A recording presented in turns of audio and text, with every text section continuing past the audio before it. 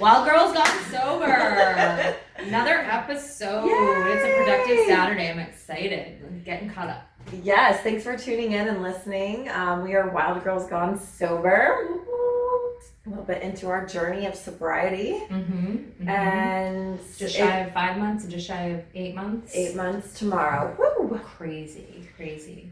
So we are here in sunny South Florida. So our tagline being that we choose to be sober in paradise. And yeah, we're so lucky. We live where people vacation, and I complain a lot about season when all the snowbirds are here. I'm trying to rein myself in a little bit because I think I've stuck my foot in my mouth a couple of times with people who are snowbirds. But we're so fortunate to live where we live. I had a really neat lunch this week with one of the assistant county administrator for the county we live in, and I got to hear some neat stats about like 25,000 people a day move to the state of Florida. And we're so anti-expansion here in this area. And he's like, yeah, no, I know. They totally should have shut the doors after you got here, right?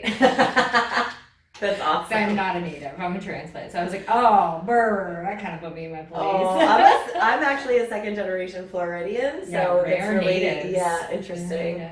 But so we live in Paradise. But we also have a love for travel. And one thing that I know that's helped me in my sobriety or just being sober is financially being a lot more stable. And so that provides just all these extra opportunities, things I might not normally have done, and being able to afford to travel. Do you feel like not drinking has really like padded the pocketbook? Do you feel like you're feeling that from not drinking? Absolutely. Really? So on my NoMo app, I call it my NoMo Fun app. NoMo Fun. That keeps track of it. I'm up to like $4,000.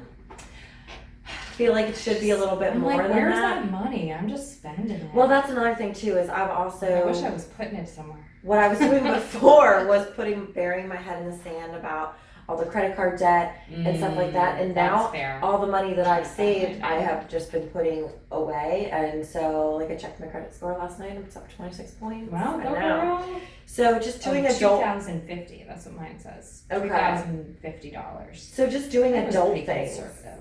That's very conservative. Because I'm one of those people that would have been like, I'll buy a shot. So I blew through a lot of money. I wasn't that person. I hear people talk about that meeting. Like, I was that person who had to buy the whole bar around. I never did. I was always poor and cheap. So I was poor. I was like, wait, that's going to really impact how many glasses of wine I get to have.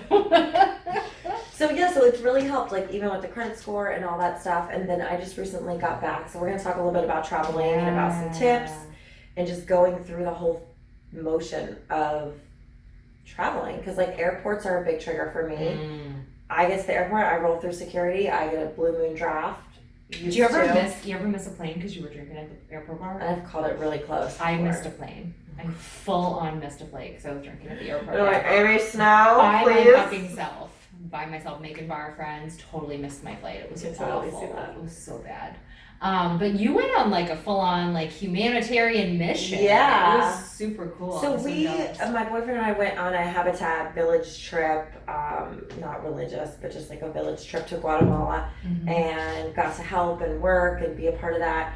But it was easier for me to be like, yes, this is so great, because I didn't think it was going to be like a drinking trip. Right. Yeah, that was my expectation. Like, you were going there to like build fucking houses. Right. You were going to be working. We built latrines and smokeless stoves, and that was really just such an incredible experience. But I never would have been able to appreciate it or even do the hard work had I still been drinking. And I wouldn't have been able to deal with the emotions of like being just so involved in their little villages and their communities and seeing how they live and how sad and emotional. I mean, it's a lot. It's very heavy. I was reading your packet before you left, and it was talking about like what you can and can't give out to like the village children, and how like they hear you're giving out toys and candy, like millions of them will come running. And I was like, how sad is that though? Like heartbreaking. So my initial, like, I traveled for my birthday, went to North Carolina, and the hurricane was here, and that was white knuckled, like. Well, that was super early on. Yeah, like, and I, was with Pat's family, and I was like smoking, and I was just like everything was kind of like, I mean, I did well, and we had a good time, Mhm. and we were getting over being sick, so it was just like a whole fucking shit show. Yeah. But this time I was like, woohoo, this is gonna be super fun. But it's amazing how, like, the airport and these little triggers, and it's like, it's almost like you can, like, I saw my old self doing these things that then I wasn't doing. Just little things like, oh, why not have a glass of champagne at, 8 a.m. before the flight. It's a fucking airport. It's like international waters. You can do anything. Yeah. Anything goes. There's people from all different time zones. Bars open. Oh, yeah. I used to, actually, my girlfriend, L2, figured out that You could bring terrible guests. Nips go through airport security. So I would like load up and bring my own shit to the airport. I was like, well, I'm not paying that's $8. Bloody Mary. Like, I'm bringing my own shit. Yeah. As long as you didn't get caught, you were fine. Because the stewardesses now, they say don't bring in your own alcohol, but you can just whatever. Right, like I used to bring in the wines, the 4 wines, so I would bring a 4-pack of wine and then I would order like 1 vodka soda on the plane. I mean, that's a bottle of wine and a vodka soda on a 2-hour plane ride to New York. I mean, I have showed up to places trashed. I've almost not been allowed on planes because I used to pretend like I had anxiety to fly. So I don't know if I just pretended to drink more and justify that. I had anxiety. I had anxiety all the fucking time when I was drinking. Probably did. It's probably not untrue. I don't like flying. But everything was an excuse. Everything. So it was like, oh, I'm just a little extra hammered because I don't like to fly. Like, it was one of those easy, off the tongue, I don't like to fly. I'll just go pound some. Some people take negative. I just pound them. Yeah. And it's funny, when you talk about that 4-pack of wines, I'm like, oh, no, that's not enough. Like, that's what goes through my head. I'm like, oh, no, that won't do it. Those little things, that's not a real glass. It's like a nip. You're so terrible. I'm such a drunk. Such a drunk. I know. Anyhow.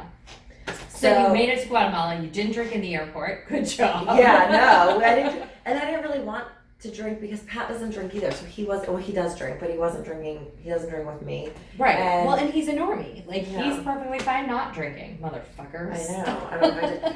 So the interesting part though is when we were there and so we all ate dinner together. And like my girlfriend and my other friend that were there, they were like, oh, well, you want to share a bottle of wine? And they did that every night. But they would only share a bottle, maybe 2. And I'm like, all right, that wouldn't have been enough for me. So it's like, what's the point, right? I would need a minimum of 3 glasses, which means we need to get 2 bottles because my glasses are real glasses. And we're traveling. Those 3 glasses are probably the bottle. Right, and we're traveling. We're in another country. Yeah. We can drink whatever we want. Right. That would have been our mentality. So yeah. I definitely ate Sweat through. it out while I build latrines. Yeah. Oh yeah. I ate through my feelings a lot, and the food was spectacular. So that was really easy to do. That's awesome. Yeah. So it was good, but it was a lot of different triggers, like just the airport, even on the way home, on the plane, because I was a big on the plane drinker. Getting off the plane, go to a bar where we're gonna go have a drink, wherever. Like before we even go get our baggage, it'll be waiting. It'll be fine. I need something when we get off this plane. I survived the tin can, stop at the bar, then go get luggage. It's just gonna be crazy as everybody's trying to get to the baggage claim anyway. I'd rather get my bags last. I love that. It's terrible. So we so much strategy. So we made it, but there were a lot of different weird things that I had to do, like just deep breathing when I wanted to drink. Like this too shall pass. Like it's gonna pass. Like I definitely did a lot of just little. It's just an urge. It's gonna go away. Yep. Just kind of get through it. Get to the other. I always have that vision of the tunnel and just getting through to the other side of the tunnel. So then it was just like, okay, through the tunnel. Or it's like here's a good visual. It's like so haunted houses, right? Like I know you don't like that stuff. I do and I don't. I have a weird thing with it. Like I love that shit. I love to go, but I'm like fucking terrified. And I have a rule with my family. Like Tori used to love to go to this stuff when she was younger, and I was like, okay, nobody touches me. Like it's every man for himself. If I gotta run to save my own ass, I am leaving you back there. I don't care. Like every man for himself. Don't you hold me. We're not a chain of people. I'm not protecting you. Don't touch me. And I literally, this my husband makes so much money. I literally walked through it like this, like. And that's my protection. Like nothing can touch me. But so that would be a visual of the going through. Like they can't touch you. There's rules about it when you're in the haunted houses, right? Yeah. They can jump out and they can scare you and they can be intimidating and they can get close to you, but they can't actually grab you and touch you. I like that. And so it's like that. Like you just gotta like just muscle past it, muscle through, and you're gonna get to the other side and they can't really touch you. And as long as you're focused on that end point, you can make it through the haunted house. I like it. I had to make it weird. Okay. But no, like, and then when, like, after, like, a long day, you know, you put your feet up and you're like, whew, drink a beer or two, whatever. So we just went, we had, like, a little quad. Like, 4 of us traveled around a lot, but I know when people want a beer. I can tell because that's when I would want a beer. You want a like beer. the like, little witching hour, you know, that 5 o'clock, ooh, nice cold beer. So we would go, they would get a beer, and we would have, like, coffee or tea, and it was fun. That feeling was gone, and it was good, but it was just weird traveling. Like, that for me was such a big, like, drinking reason to drink was traveling. Oh, let's just drink. Well, and that was a big trip. You flew to another country. I mean, you were gone for a week. That was a big trip. Yeah. Well, I'm really proud of you. That's really awesome. I had a mini trip, so I didn't have quite the same triggers. And this has been a thing in my world. Like my husband and I haven't traveled, and that really bothers me because I'm somebody who likes to travel. But he's a little bit of a homebody, and he's also like he wants, if we're gonna go, he wants to go. Like he wants to stay in a 5-star hotel and do everything else. We can't really afford that. And I'm like, so I said this to him. I said, like, whatever, like I could throw a backpack on whatever. He's like, no. He's like, no, you can't. He's like, this is the woman who won't camp because she won't sleep in a tent. I was like, I would camp just in a camper. Like I don't want to sleep on the ground. I think that's different than being able to go to Europe with like a rolly bag and be fine with that. I still won't stay in a hotel. So I will say I packed all my stuff in one backpack to go on a trip for 9 days. Oh, girl. And you didn't really have to dress up for latrine belt. No, which was nice. But like when we go to Costa Rica, I'm super excited to pack because I'm like, I can bring so many things because they're smaller. It was a little cold. Yeah, I love it. Well, we went on a mini trip. It was his birthday. I've decided, this is part of my New Year's resolutions, I guess, or my New Year's commitments to myself, is that I'm just going to plan some trips. I'm not going to wait for, him to want to do stuff or want to travel or whatever. Because if I plan it and I say, hey, we're going, he's like, all right. And he's good with it. Mm-hmm. So there's no reason to sit around waiting to do everything. So it was his birthday. I wanted to do something where we could go away just an overnight. And we went up to St. Augustine, which is a really historic area here in Florida. If you've never been there, regardless of where you're from, it's really neat, and I would recommend it. And I went there when I was like 14 with my sister lived in Florida for a long time, up by Orlando. And I spent a summer with them before I went to high school. And so I think that summer was when I went there. So I really remember it. Like I was a teenager. I really didn't really appreciate it. Yeah, so, and my husband's a history buff, he loves that stuff, but, so I planned, a 2-day adventure. We left Saturday morning, we went and played golf up in St. Augustine on his birthday, which he said was his favorite part of the trip. I was like, really? Of the whole thing, the golf? Was your favorite to play golf anywhere? But I was like, no, it's good, he had fun. Don't make him enjoy it the way you want him to. Do it my way. No. So we played golf, it was a little chilly for me, it was like high 60s, low 70s, and windy, and it was oddly like being in New England. There were like pine trees and hills. It was weird. The grass was all dead.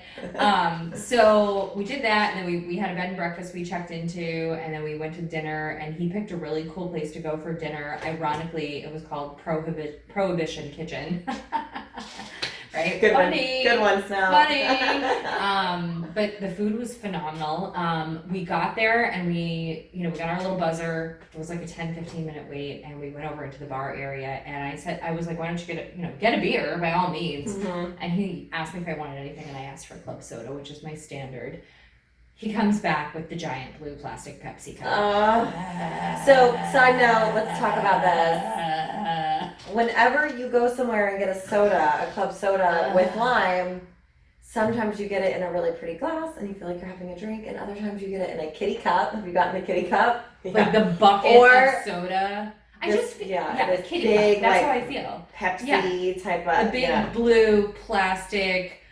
not a cocktail, flashing lights at it. And I'm like, ugh.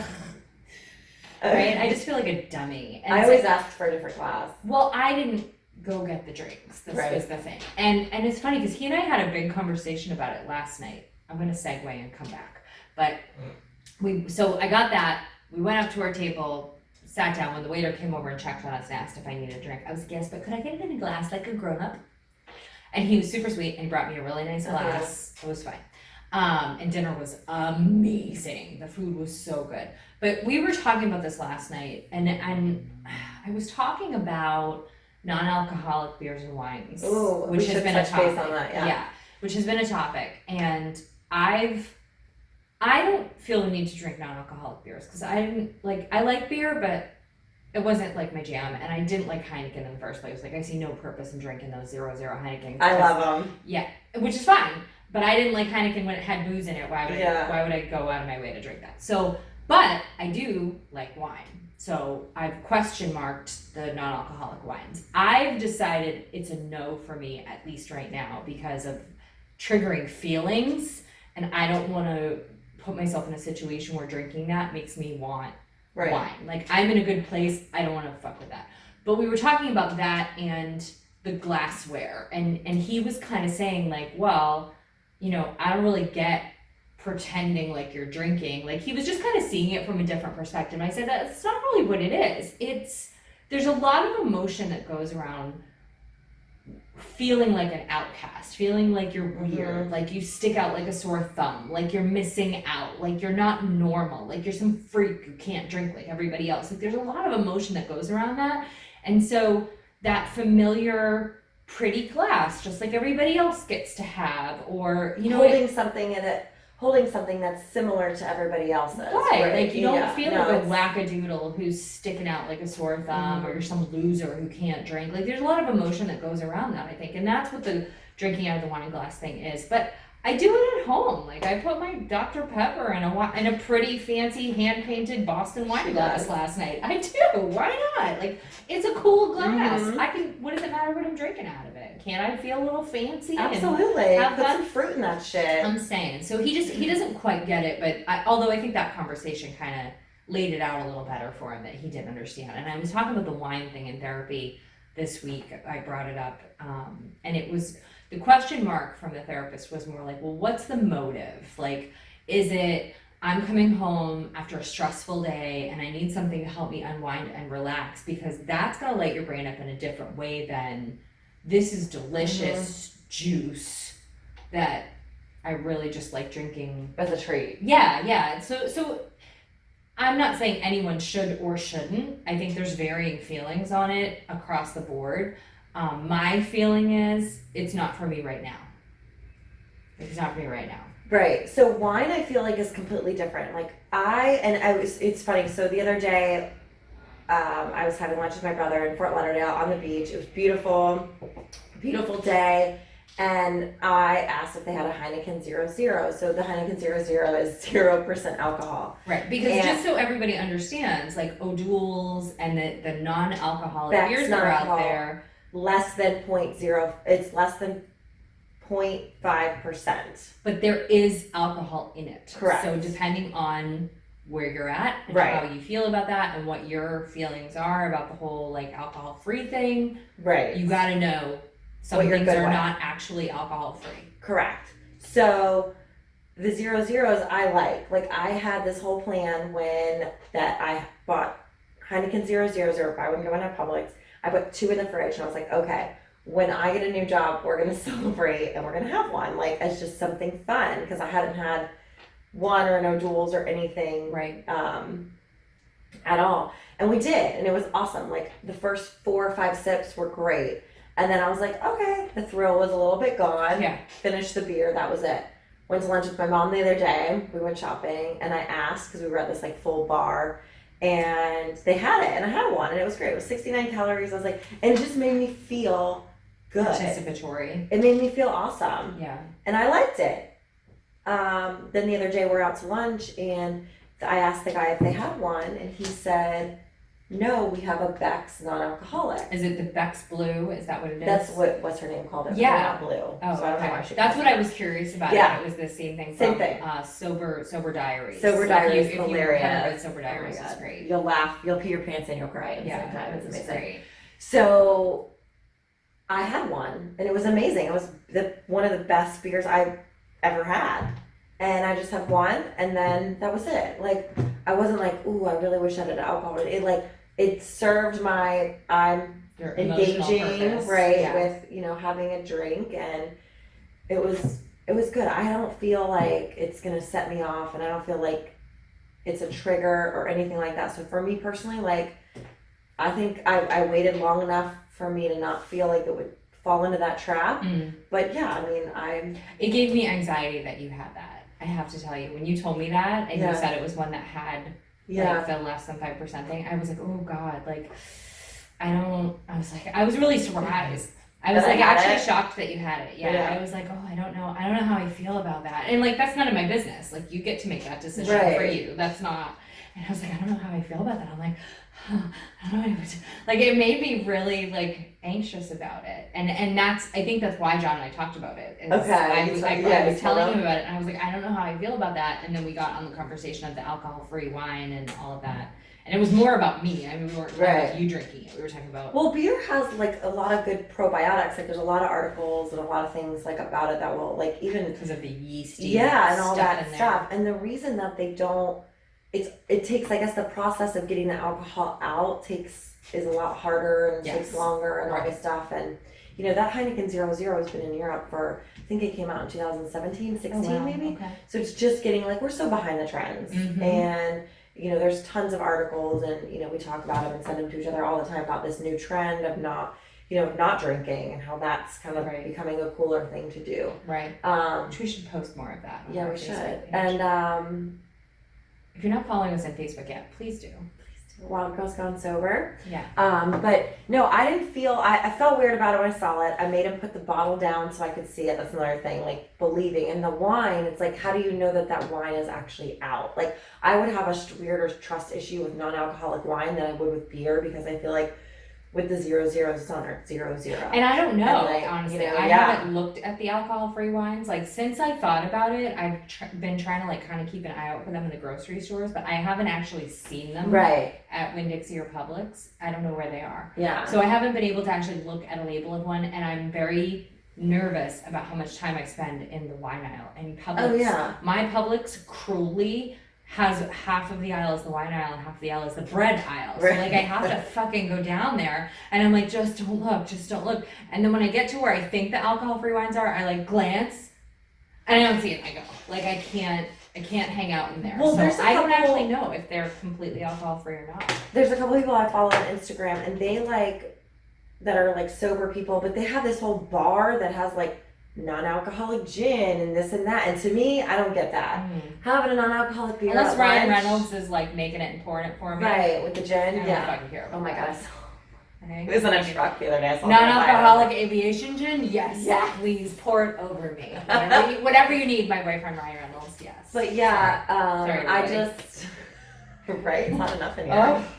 But I didn't feel bad about it, and I started to, and I'm like, I don't owe anybody any fucking explanation. Like, it's a non-alcoholic beer. It's less than 5%. I'm having Uno. And you can. Right. Some people can't. Right. I'm choosing not to right now. I don't know if I could or not. And I didn't at first. That was the thing. It's like I set a specific goal and time, and that was it.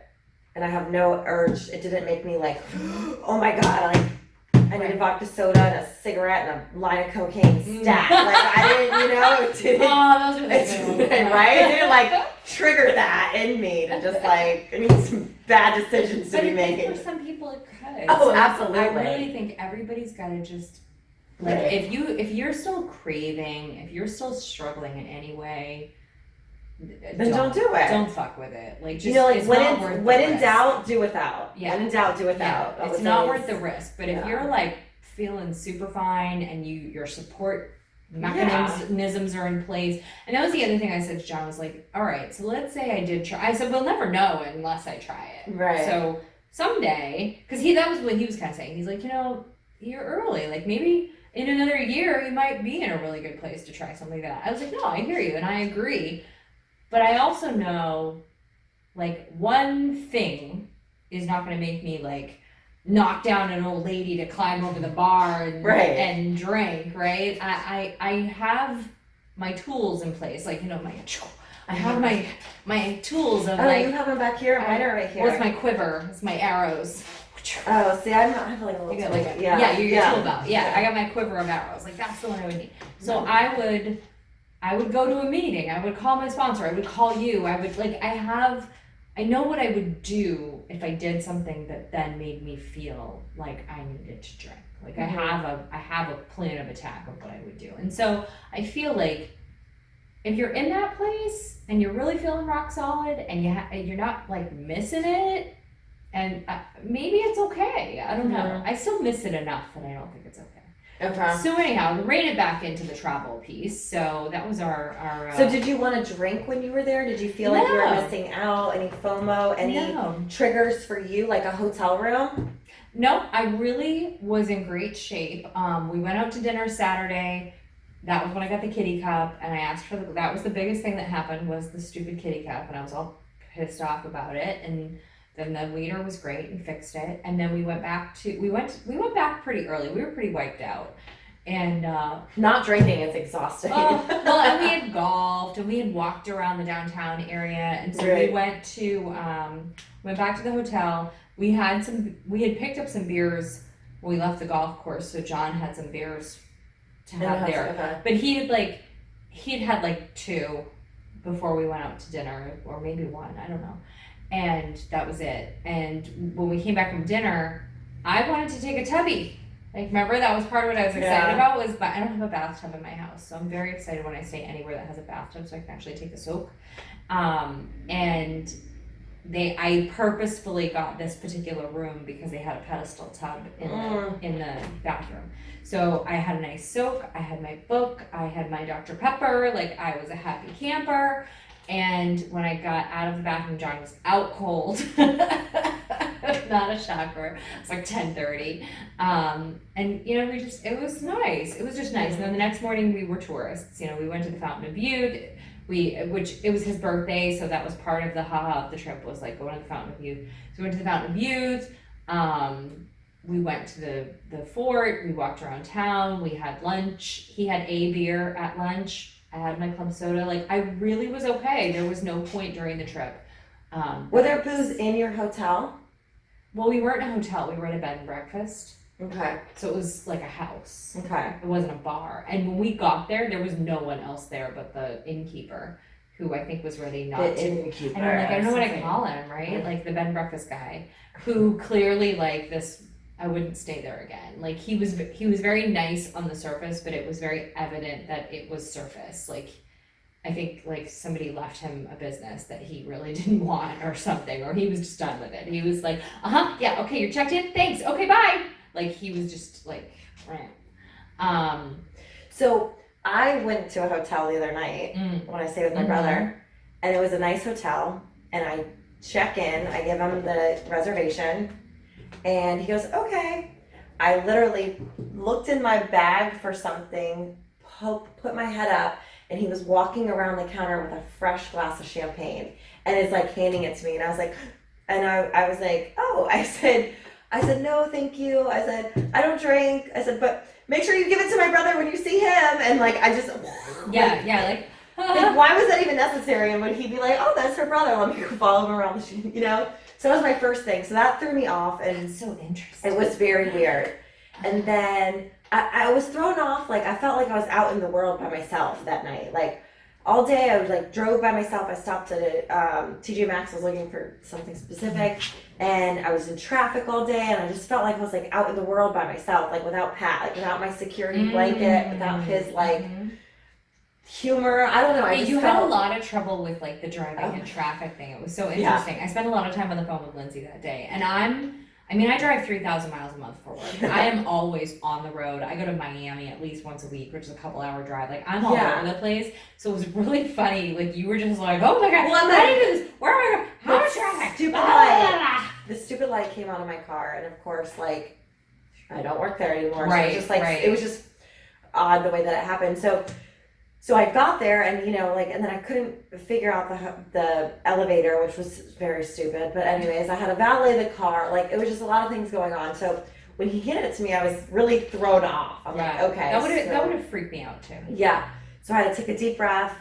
And I said, why don't you enjoy it? You almost act like they're like handing you a cup of urine. You're like, right. I was just like, battery and it was acid. like, but I know it was like bubbly, and I could almost feel the fizz in my nostrils, like, which is weird. Like, only a psycho fucking person, like normal people wouldn't think that when Only they an see alcoholic. it. Yeah. So that was strange. So I'm having all these things. So I get in the elevator. Just slopped all over It's okay. I'm cool too. And I get into the hotel room, and it's a hotel room I had stayed at 6 years ago for my brother's bachelor party, which was very interesting, which was a shit show of a wreck with like 8 girls and my brother in there. Oh. And so that was weird, flashbacks. And then I turn, and there was like the most beautiful little bar set up with this bottle of Grey Goose and this 2 bottles of red wine with these long stem, beautiful glasses that were just like, you would have totally loved them. And I was like, and then I'm like freaking out, and then I had all these snacks and these like fancy things. So I grabbed the chocolate almonds, throw my shit down, I lay on the bed, and I open them up, and I'm like, That's the right move though, chocolate. Because I was like, okay, and I turned on the TV, and then I was like, all right, and it passed. It was like, but it was between the champagne and walking in, I wasn't ready, like. And that's another thing too. It's like, it's being prepared for that stuff. Like, that was naive of me to not know these things were gonna happen. Like, that would never have occurred to me that they were gonna walk around and hand you champagne. Well, but the mini bar. Like, I've read so many books and heard so many stories about hotel rooms, and I didn't have my tool belt, bow and arrow, whatever you got back there, like ready to go. And that's something I should have done. I should have planned out what was gonna happen. Okay, I'm driving. Do I know the best route to get there? If I hit traffic, what can I play? Like, what's a good song? Like, just little stupid things that I was not ready for. Yeah, so you were already like frazzled by the time you got there. The minibar thing is interesting, and I bet you can request rooms without it. I bet they have rooms that don't have a minibar. Do you mind taking the booze out? But, yeah, but then I didn't feel like that was fair. Oh, because your brother might want it. That's interesting. But you made the right move. I mean, chocolate is the freaking savior of the world. It really is. Not that you want to just like load up on sugar, but it has the same effect on your brain chemicals as the booze does. So like for those of us who are in early recovery, that's a very normal thing that you crave sugar, because that's all booze is. Your body is turning it into sugar and processing it as sugar, and it's releasing serotonin in your brain, and all these things are happening. And when you're early sober, and even now, like our brain chemistry is still fucked up. Like it's gonna take a while for it to be normal people, non-alcoholic brain, where our serotonin and whatever else releases properly. And so when you have that like feeling of, you know, oh God, there's the booze, I'm salivating, what do I do? Like that sugar has the same effect and gets you through that moment, and it really does work. I didn't want to be a sugar junkie, right? But you was definitely, that was a big part for you. For me, it was smoking, and then when I stopped smoking, because, and let me go back, rewind for a second. When I saw the booze, I almost felt like I didn't want to drink. I just didn't want to look at it. It was like the scary monster in the closet.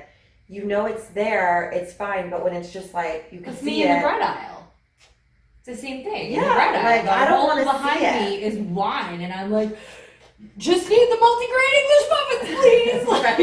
Like, blinders on like a racehorse, you know? Yeah. But yeah, so chocolate, like, that was, so you were big on chocolate. I was big on smoking cigarettes, and then I was like, okay, well, I can't be healthy and smoke cigarettes. And honestly, I wished I smoked at that point. I did. Like, I was smoking some of your butts here and there because I needed some kind of fucking coping. And that's been harder. I rather would have gone on the balcony and smoked a cigarette than drank that vodka. Yeah. I wouldn't have felt good if I drank the vodka. I would have felt better if I'd smoked the cigarette. So, which I haven't even cheated on the smoking at all. You've been amazing. Much and now we're to a point where we're like, we don't want to just eat chocolate, smoke cigarettes. Right. So we've been really good. Like, you're down 10 pounds. Yeah. I've been maintaining, Mm-hmm. just trying to be healthier in general. Right. Feel the best we can feel. Well, and I remember us talking about it early on when I said, so I was trying to do Weight Watchers when I first got sober. And like I had started doing Weight Watchers and then was getting sober, and I was failing miserably at Weight Watchers. Which you're just like, I don't want to wine fail is a everything. lot of fucking points. Yeah, and then I started, like, I was like not eating all day so I could just drink wine and still going over the points for the day. That's a great idea. And so then when I was like new sober, I was still trying to diet, and everybody was like, "Oh, girl, don't." Yeah." Like, and I was like, "Well, fuck you! I don't want to be fat and sober. Like, this sucks." And you were kind of saying the same thing. You were like, "Well, I'm not gonna just eat a whole bunch of shit all of a sudden." But you were also 100 days in, so here I am. And kudos to you, man. You did white knuckle the beginning. Like, I give you so much fucking credit. You rocked that shit. But probably a week in, I was like, oh yeah, fuck this, and I started carrying the M&Ms around in my bag like nobody's business. Like, I was just like, it's whatever you have to do to not drink is, and no drugs, right. Like, don't do. I mean, my therapist was telling me she smoked for the first 2 years of her being sober. So I don't encourage smoking, but you can't quit everything at once either. Right. Like, you get just worry about getting sober. Right. Everything else will come later. Yeah, you might put on a couple of pounds. You're gonna feel like shit at times, but the only thing you can really worry about is not drinking or using, whatever your situation is. Like, just don't fucking pick up today. Like, it's all you can worry about. And if it means you hork down some M&Ms, or right now, my favorite candy on the planet, those Cadbury mini eggs is out for Easter. Are those the eggs you're eating? The little, right? It's like my favorite thing in the whole wide world. So if that's what it takes to get you through today, just to not drink, worry about dieting when you're at a point where you get through the day.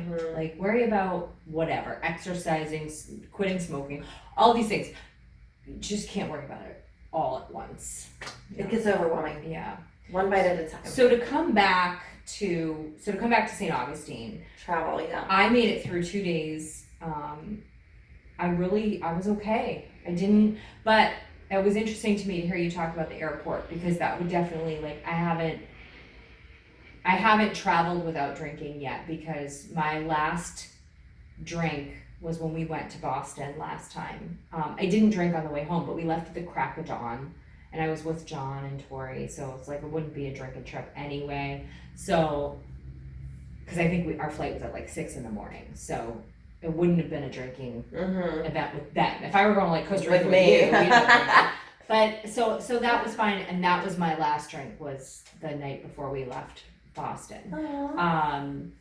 So I haven't been, so I'm curious, that'll be interesting. And I'm planning, so my favorite part of the trip from St. Augustine was actually the drive home. And this kind of segues into the relationship stuff that, we can come back to that. But we were driving home, and we were on the highway. It's like a 3.5 hour drive home. And we're on the highway, which is no big deal to me. I'm just like, yeah, whatever, 3.5 hours, used to that. So it's so weird. It's such a different place than I was 10 years ago when it was like, oh my God, it's like 20 minutes away. But we were driving home, we drove past one of those like RV places, like a huge one. I don't know where we were, Daytona maybe.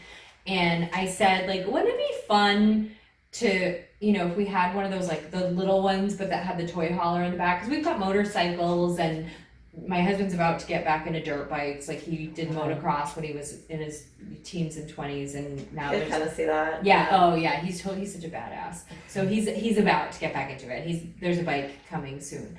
But like, we like to do that kind of stuff. And so I was like, wouldn't it be fun to have like one of those little RVs that has a toy hauler in the back, and we could just load the motorcycles up and go somewhere, and then, do like some weekend trips, some different places. And then we were talking, and he was like, yeah, if we went to Sturgis, because that's kind of on our bucket list, we'd leave this many days to drive there and this much time there, and we're having this whole like daydreaming conversation, which 5 years ago, 3 years ago, 2 years ago, he wasn't capable of daydreaming like that with me. Like, he's had some stuff in his life and some tough places, and I've been through a lot of it with him, and like talking about the future. We're talking about building a house, like we're talking about buying a building in the next year, and just like daydreaming about that stuff and talking about things we're gonna do together. It's different. And I don't know, I was trying to really think about it, and I was like, is he different because I'm not drinking and I'm doing all this personal work and I'm trying to be a better person and a better partner and more of my real self and speaking up and having a voice and all of those things? Like, is he becoming the partner I've always kind of wanted because I'm different? Or was I so busy mushing my feelings and my sensory stuff down that I wasn't picking up on the stuff that was there? It's probably both. It's so interesting, but that was my favorite part of the trip, was the drive home, because we talked about that stuff. And then he sent me a text message. I think I sent it to you. He sent me a text message. I didn't understand it. Yesterday? Sorry. Was it yesterday? It was. I'm like, I'm so confused. Are we buying an RV together? Well, he sent me a I thought you wanted to RV with me. He was like, well, I do. But he was like, what if we both commit to take a week off in like September and we rent an RV and we go somewhere? And I was like, okay, who are you and what have you done with my husband? But yes, I'm in. And when I came home, part of what he brought home yesterday was like a pamphlet from we have a place locally that rents them, and he brought home like a brochure, and I was like, this is amazing. So he brought you a brochure instead of flowers. And that's why I said, like, as much as I want to, like, talk about the hurt thing, I can't fault this man for a second. He did great. It was a thoughtful, lovely Valentine's Day. What's the matter with me that that's what's stuck in my craw? Like, so fucked up. So I'm not upset with him. I'm not. It's craziness. I think our relationship is evolving. Is the greater point, is our relationship is getting stronger, and I do feel like we're closer, and I'm handling things differently, and sometimes I'm standing up for myself in places that I wouldn't have, and that he wouldn't fault me for standing up for myself. Like, instead of just drinking it down, like, and being bitter and just holding all that inside, which is only hurting yourself. Right. Being like this fucking asshole. Yeah. You know, it's like you and making talk him about upset it with me because I'm a drunk asshole. Right. Yeah. It's just so crazy. I know. No, it's great. I mean, I get it. Like Pat and I are moving in, and it's all that stuff that's Oh my god, that was the happening. other big news! The official moving in together. Not having some stuff here and some So stuff there. So that'll be nice to have all the things, and then we have, our future talk planned, but, we can finally, like, move forward, and we're doing it together, and it feels that way. Yeah. So, I don't know, it's really nice. And I think that I wouldn't even have been able to appreciate anything had I still been drinking. I mean, one of the first things that my therapist said to me this is the reason I didn't like her, is she told me, you can't be in a relationship with alcohol and be in a relationship with this man.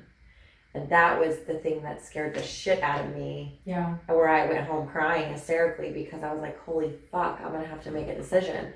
And I never realized that the alcohol was such a big part of my life until she said that. And it was like, right. Oh my God, now I'm going to have to do something about this. And then I tried for a little while to just control it and manage it. And ever since I gave that up, this has been everything and more that I wanted to. So it's really like all the hard work, all the tips, everything. And I think they really do step up when you give them the chance. I didn't give Jay Snell a lot of credit for how he was going to handle things. Like, you were all with me for right. 30 days. He didn't even know that he knew I wasn't drinking, obviously, but he didn't know I was going to AA. He didn't know anything about. I didn't let him in. I didn't even give him a chance to have a reaction about it or to be there for me, which he was when I finally let him in. And now I'm in a place where I can tell. I'm not 100% there. I mean, believe me, there's a million miles of therapy in front of me, but there's more and more things and more times where I'm comfortable telling him what I need or what I can't take. And he gets you to you. Like, yes. he is, He steps up. But I think, I have a lot of stuff. I felt very broken in the beginning, and like it was always me and it was my fault and I should just take it, and I drank my feelings away so that I didn't have to be hurt and sad, and I was so fearful of him not wanting to be with me. Like, you remember that piece of it? Like, that was a big piece of our relationship, even when I first started going to therapy, was like, I'm terrified to say anything about anything because I think he's gonna leave me. And now think about how That like is gone. I don't feel that way. He's not going anywhere. This man, he was with me through all of my bullshit antics. This man loves me. He wants to be with me. And now that I'm turning into this like respectable woman of worth, whatever people like to say in meetings that I thought was so cheesy in the beginning, but that's how I feel. Like, I deserve that. Ugh. Good I stuff. love it. I know. Like, it is. It's good stuff. It took me a while to get here, and I'm still at the beginning of it. But I know, but it's so refreshing and it's rewarding to just be a part of it and to be in each other's lives. Talking about my love bucket. I know, your love jugs. Your love jugs. That's it. Your love jug. We talk about our love tanks and the 5 love languages a lot, and Jason has to make fun of it. And so it was really interesting because Amy was like dropping these little hints about it and stuff, and Pat and I are super cheesy and talk about our feelings all the time. I love it. And so he came home one day and was like, "How's your love jug?" No, and we were in bed. We were in Yeah. bed, having a shockingly awake conversation, because he's usually out cold just because he's exhausted, and I'm usually passed out because I'm drunk. And I don't remember exactly why it went, but I had told him about you and Pat, like dropping those little pieces, and he was like, "Why? Is your is it your love jug full, or am I not filling up your love jugs?" It was so cute. But that's awesome. But and that's progress. It is. It's all of the good stuff. And he really does care. He wants me to be happy. He wants to be a good husband. He is a good husband. He is. He's such a good husband. And he needs to hear that too. So I love you, Jason. I love you, Jason. So cheesy. I don't think you're listening. So okay. So just to circle back, yes. traveling. Yeah. You guys have future travel plans. So is there anything you would put in your toolbox for travel? I have to think about that because I want to plan. Today, part of my today list is to go to we've got a travel office in town that does like a group trip every year, and it's in March every year. And so I looked at the one for this year, but it's a little too close. Yeah. But they're already doing the one for next year. So I thought, perfect. I'll sign us up for that. I can make payments over the year. It'll be like nothing. So I'm gonna go talk to them, and then I have time to really think about it because it's a cruise. You would never catch me scary. dead on a cruise. I know it is. It's scary, and I'm gonna have to think about some strategies. But I think there are AE meetings on the ships. I think there are resources there. I'll have to really think about that. In terms of other travel, I think my biggest thing would be I'd be careful who I would travel with. I need it to be somebody who gets it. I couldn't, like, you're going to Costa Rica for a wedding, which a lot of people are going to be going to party. Like, that's intimidating. I think I'm in a different scenario because it's a group thing and a bunch of people will probably be drinking, but at the same time, John and I could like be off doing our own thing, and he's so supportive that I'm confident about it. And I'm confident about it with Pat too. And we'll see. Like, it's his buddies. It's his. It's not your crew, right? But there is one other sober person I know of that'll be there. I'm pretty sure still sober. And at this point, I'm like, go do your thing. Like, I want to wake up early and go hiking. Like, we hiked a volcano. We would have never hiked that volcano if we would have still been drinking because we were in hungover. And we wouldn't have physically been able to do it in that altitude, and so I've been to Costa Rica where we're going, and I went 2 years ago, and I drank the entire trip, and I really didn't. I had drank all the booze in Costa Rica. All there was nothing left for anything else. I mean, all the blender was constantly going. We stayed in this big house. There's 20 of us. It was just a shit show, and I mean, it was. It was fun then, but I didn't really, it was in the end period of my drinking too, where, of that particular section of the drinking, wasn't really the end, but, and I mean, I was out of control and drinking for the wrong reasons. It wasn't just drinking to have fun anymore. It was drinking to numb out certain feelings. Right. And I'm really excited. At first I was like, oh my God, we're going back to the same place we were, like, ooh, you know. But now I'm like, no, like, what's all the shit I didn't get to do that or I don't remember doing? Yeah, now go be a Let's do tourist that. and explore it. Yeah, I love that. That's Let's great. not get, you know, That's a taken great way to advantage look at of. it. Let's learn some Spanish. Mhm. Let's do it. So, yeah, I've been, you know, I've had some paranoia about going with him and the buddies and stuff on the trip because there are people that like to party and I can't fault them for that. Like, so we'll see. That's, you know, that's a couple more months away and I'm excited about going and I think I'll have a little bit more tools in my toolbox by then too. You're gonna do I'll have, great. it'll be my 1 year. We're close to my 1 year. I'll be like 2 weeks before my 1 year. So crazy. So I think that's a good place to wrap up. yeah, and I think that, you know, Because we gotta get to meeting. Yeah. We're going to meeting. And today. we are going to plan a girl trip, which I think we'll be very selective on who goes on that. Yep. And do some fun stuff because now our men trust us to go do things. Like, Right. we're not going to be a drunk hot mess that doesn't answer the phone, who doesn't text, who says they're going to be home back at the hotel at 11 and it's 7 2 a.m., a.m., right, right. whatever. You know, and I think that that's really fun for me. Like, oh yeah, I can plan to do something with Amy and there's no anxiety about being like, no honey, don't worry, I promise. Yeah. We're only gonna have We'll 2 be drinks. Yeah. How many times have we said that? God. I won't be late. So traveling's a big thing and the lesson is just be prepared, take one day at a time. Yep. Please follow us on Facebook and Instagram. Yep. And if you have questions or ideas for topics, we would love to hear from you at wildgirlsgonesober@gmail.com. Yay! And soon you'll be able to find us on all the podcast platforms. We're working on that. That's coming soon. We're working on a fresh new look, a fresh website, And a lot going on. yeah, just fresh new content, posting a little bit more so you get to know us a little bit more socially, I guess would be the right word. Yeah. And so, if you have any questions, just please. So we'll stay sober in paradise. But no, I did that backwards. You can stay sober wherever you are. But we choose to stay sober in paradise. There we are. Till next time. Bye.